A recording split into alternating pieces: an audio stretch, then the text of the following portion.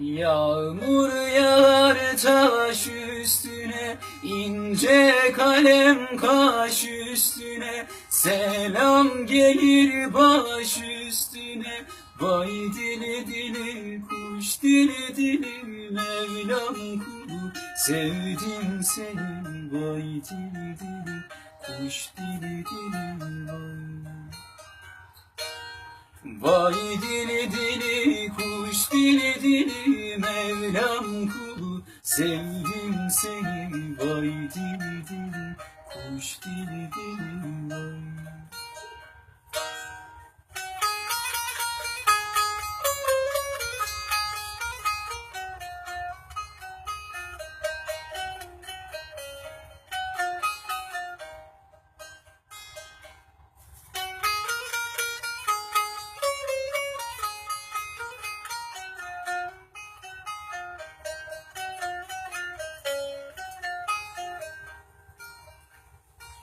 Yağmur yağar oradan buradan, üstümüze ipek yorgan.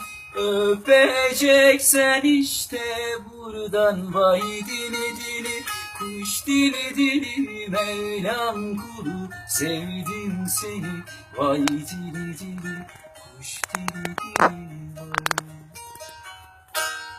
Vay dili dili kuş dili dili, Mevlam kulu sevdim seni. Vay dili dili kuş dili dili vay.